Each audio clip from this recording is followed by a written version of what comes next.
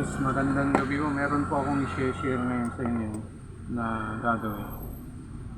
I-share ko kung paano ito i-dis assembly. Ano po? Yung ano na to, Jisoo Life Fan na to. I-share ko sa inyo kung paano. Unang-una, ano po, nagamit tayo ng mga tools. May mga lock siya kasi rito na ano, nakalock lang to. Tapos, pag natanggal natin itong portion na to, nandun sa loob yung mga tornilyo. Ganyan sa inyo. Ayan.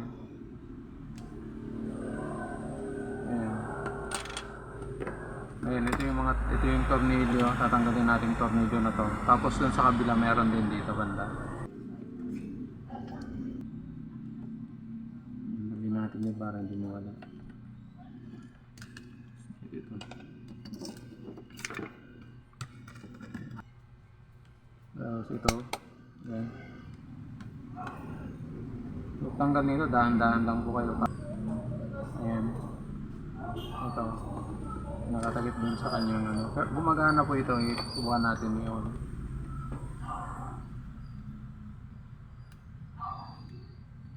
Ayan o. Lobot nga lang. Ayan siya. Lobot lang siya. So, tanggalin natin ito.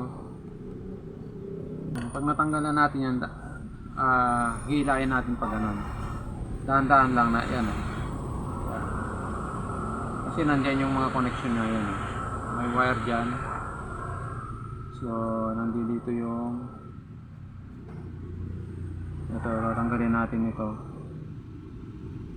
Disconnect natin ito. Ito yung sa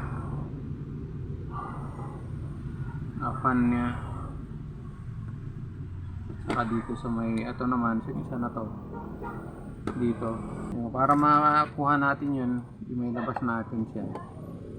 Tanggalin natin yung tornilyo rito. May tornilyo siya rito. Dalawa. Itong butas na to, meron dyan.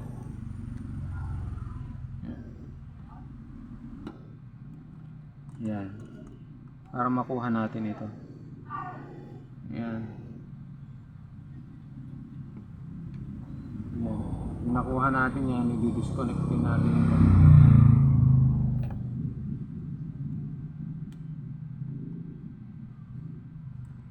Yan. Yan, na-disconnect na natin. Gawin natin yan. Tapos ito yung kanyang switch at saka yung pupunta doon yung pula. So, tanggalin din natin to.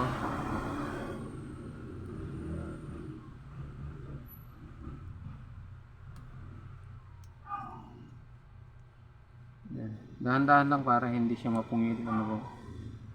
Kasi yung mga ano niyan, maliit lang. Para hindi siya meron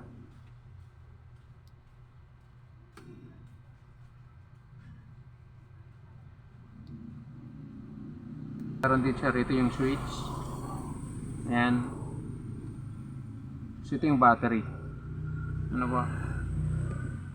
Ito yung screwdriver na ito. Saka yung ito yung mga gamitin natin. So mga improvise lang itong mga gamit ko. Ito lang yung binili ko na ginagamit ko. Saka ito kasi lumang kutsilyo ito na ginawa ko para pang sikot. Kasi matibay kasi itong ano nito, medyo maano. So unang-una dito natin tanggalin dito.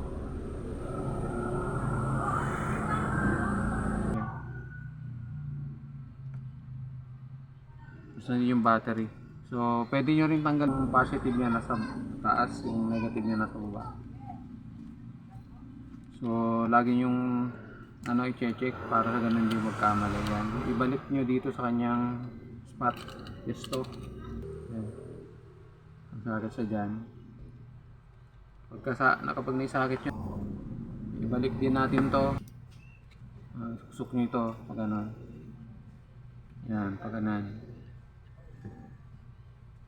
Yan. Sikwitan nyo. I-press nyo ganun. Yan. Tapos check nyo ito. Yan, gumagana. Ito.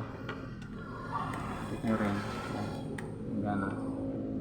Kasi balik nyo yung ano dito, may screw na tinanggal ibalik nyo yan, nandyan. So, balik natin. May, dito yan nakalagay yung screw na to. Dalawa yan. So, itong gamitin natin.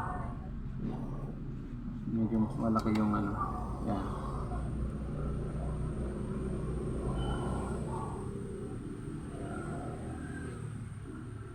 Yan. Tapos yung isa sa kabila pa, ibalik nyo rin yung nasa kabila.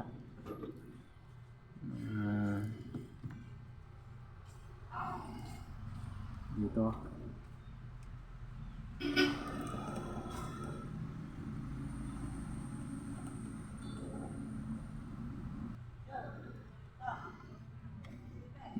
Pag may balik nyo na dyan, ito naman. Yan, pag ganyan siya dito.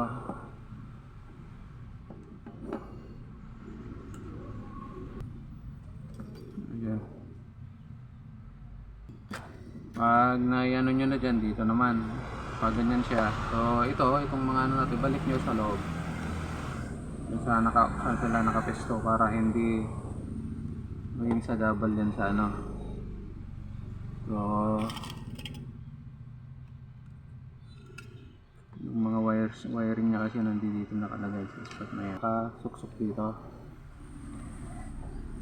Yan. Yan. Ayan. Tapos yung tornilyo na balik nyo rin. Tapos yung ganan. Kasi para hindi ano. Ayan. Nakapit siya ng gusto. Kasi ito i-ayos nyo dito. Ibalik nyo itong takip niya. Meron na itong ano. Pinakalak niya nito itong mga ano na to. Nakano rito. So doon nyo itapat. No? Pag naitapat nyo yung isa kasi niyan, nakatapat na lahat yan. Yan. So synchronize naman siya. Ayan. Ayan. Press nyo ulit to. Para ano siya. Ayan. Ayan, fitted siya. Tapos ito, dito rin. Meron din siyang mga lock ito. Tatlo na to. So itapat nyo lang po doon yung mga lock niya. Balik na natin ng ano, maayos. Ayan. Fit na siya. So bukan natin. Charge.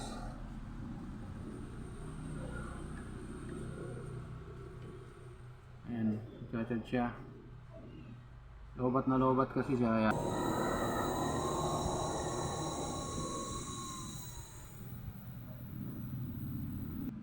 Kung sa tingin ninyo ang video ito ay makakatulong, paki-share naman po ang video ito. Paki-like po ang aking FB page.